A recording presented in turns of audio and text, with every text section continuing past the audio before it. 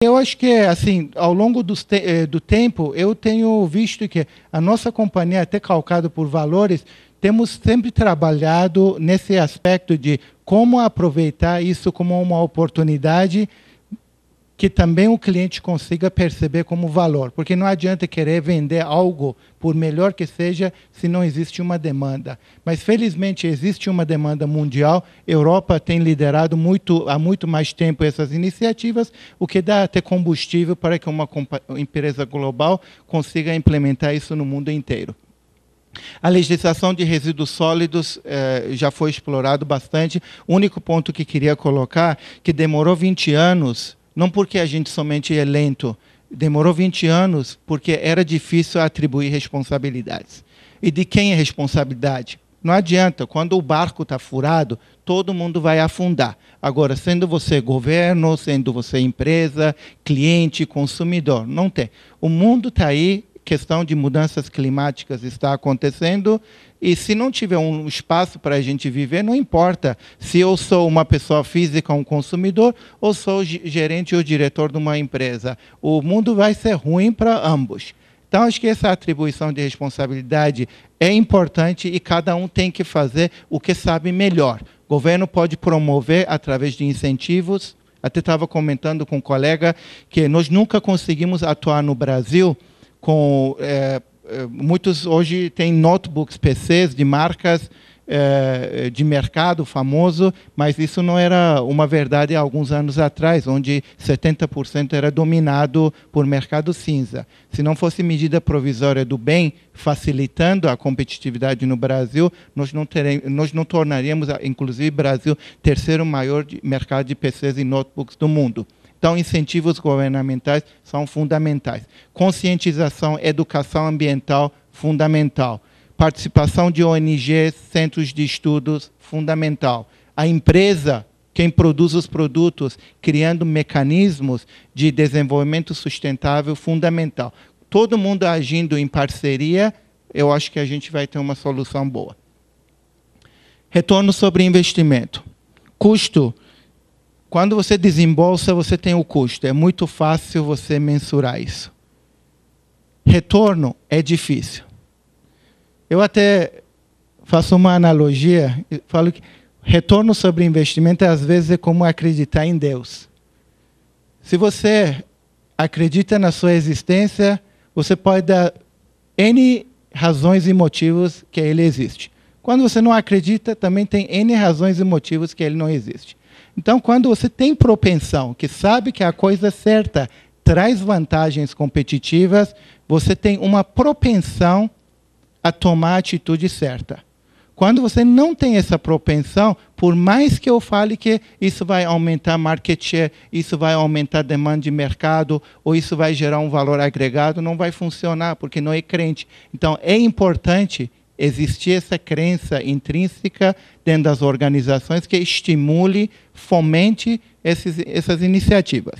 Mas mesmo que isso seja difícil, existem metodologias aqui que vocês podem ver que consegue começar, através de retorno, na verdade, para acionista, mapear como que isso pode, do ponto de vista de marca, eficiências, produtividade, fidelidade dos clientes, mercados novos, ou evitar riscos, gerar retornos. É muito mais fácil isso mensurar hoje em dia do que há 3, 4 anos atrás. Então, existem ferramentas para fazer isso que torna o trabalho de profissionais na área de sustentabilidade muito mais fácil do que era há 3 anos atrás. A HP trabalha muito questão de eficiência energética, tudo acaba, de alguma forma, em energia. Porque se a gente está falando de mudanças climáticas, emissões de gases, em algum lugar vai acabar em energia. E nessa questão de energia, a HP investe muito em desenvolvimento de produtos de baixo consumo, ou sendo centros de data centers. Data centers, a HP desenvolveu a tecnologia de Dynamic Smart Cooling, que eu chamo como se fosse injeção eletrônica para ar frio. Levar na quantidade certa no lugar certo, para você não precise colocar paletó de esquimó entrar no data center sem necessidade. Ou, como a HP fez, levou para a Europa, leva perto do Mar do Norte, coloca data center lá, usa o ar gelado de lá, e não precisa colocar data center no meio do deserto e depois gastar os tubos para resfriar o centro. Leva onde naturalmente você tem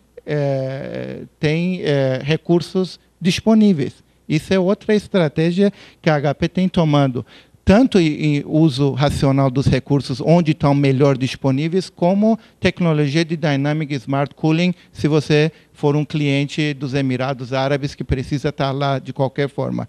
Inclusive, isso também está acabando com cloud computing. Você não precisa mais ter seu centro necessariamente no lugar físico perto da tua operação. Um ponto que queria ressaltar aqui, reciclagem e reinserção. Logística reversa não é sustentabilidade, pessoal. Logística reversa é juntar lixo. Desmontar é desmontar, compactar o lixo. Sustentabilidade, reciclagem se dá quando você consegue reinserir matéria-prima, de preferência na sua cadeia produtiva ou em alguma cadeia sustentável. Eu gerar lixo porque o meu vizinho sabe como resolver isso, não funciona. Por isso, essa reinserção é fundamental, é como tomar banho, como aquela água possa ser tratada para você beber ou tomar outro banho. Isso é sustentabilidade. E a HP trabalha muito esse aspecto, e isso, inclusive, é um dos temas de estudo de CTI, de estudo de ciclo de vida de produto e como trabalha, porque reinserção é uma pequena palavra que custa alguns bilhões de dólares para você fazer. Isso separa simplesmente ser uma cadeia de logística ou ser um centro de pesquisa e desenvolvimento também. Isso que, inclusive, estava comentando com o colega Antônio, que a gente está introduzindo algumas melhorias, algumas sugestões que possa levar a teleinformática com atributos de sustentabilidade e também inovação atrelado a isso para próximo passo de desenvolvimento no nosso setor. A HP Brasil também tem feito alguns desenvolvimentos locais, por exemplo, desenvolvimento de calços de polpas. A gente eliminou já 80% de EPS, que é popularmente conhecido como isopor, com polpa de celulose. Muita gente fala que isso é simples, porque até caixa de ovo é disso. Eu falei sim, mas caixa de ovo não precisa viajar internacionalmente, não é sujeito a intempéries, tem que manter o ovo certinho, não quebrar, funcionar. Quando você coloca tudo isso, manter as dimensões da caixa e usar outra matéria-prima é fundamental. Tecnologia inserido nisso.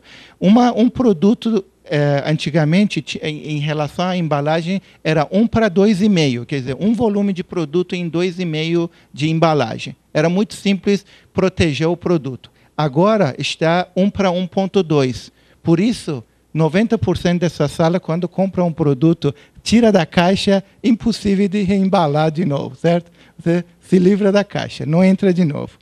Então, essas iniciativas exigem pesquisa e desenvolvimento que a gente tem feito no Brasil. Temos duas impressoras no Brasil lançadas que têm conteúdo local de plástico reciclado. Foi uma dor de cabeça danada, porque achávamos que vamos encontrar muita matéria-prima no Brasil, porque tanta gente recicla, mas o problema é que matéria-prima de balde não serve para fazer computador nem impressora. Uma peça que coloca 1 picolitro no ponto exato para dar uma impressão fotográfica maravilhosa, você não pode ter qualquer peça. A precisão que exige, então, é um processo doloroso que nós embarcamos, utilizamos 100 toneladas de resinas recicladas do Brasil, mas ainda a gente se apoia em importações até de resinas recicladas, porque o mercado interno, às vezes, não consegue suprir com a qualidade e quantidade que precisa. até uma forma de estimular quem tiver interesse em realmente investir em pesquisa e desenvolvimento, a fomento é isso. Falta matéria-prima, não para balde, não para para-choque ou asfalto, mas para produtos de alta precisão. No Brasil, nós temos uma logística reversa com cobertura nacional, temos 47 centros de coletas, que também são centros de serviços. Implementamos o primeiro centro de reciclagem de cartuchos no Brasil. Lá fora, a gente tem centros enormes que processam milhões e milhões de cartuchos. Coloca o boi e sai linguiça do outro lado. No Brasil, não tem essa demanda, mas a gente precisava ter uma solução. Desenvolvemos uma solução miniaturizado da operação dos Estados Unidos para atender a demanda do Brasil. Isso, na realidade, foi uma inovação, porque agora a HP consegue levar essa solução para diferentes países do mundo sem necessitar transportar resíduo, que até os desafios que às vezes a gente tem entre os estados aqui, temos entre os países. Se você não for signatário de protocolo de Kyoto, não consegue exportar resíduos para você. Então, quebra muitas barreiras e o Brasil teve um papel importante nesse aspecto. A questão de cartuchos, que a gente já atingiu marca de 1 milhão de cartuchos reciclados, 1.700 toneladas de hardware, que também compõe a marca mundial que a HP tem feito. E também a gente está colocando Eco Highlights, que os produtos da HP cada vez mais estão ganhando um espaço na embalagem que coloca os atributos ambientais que aquele produto possui. Não a categoria, mas aquele produto especificamente. Esse aqui é um exemplo de Walmart nos Estados Unidos lançou um desafio, está trabalhando bastante em redução de embalagens. Com cadeia de logística que o Walmart tem, imagine, em vez de transportar 1 litro, transportar meio litro compacto. Isso é uma redução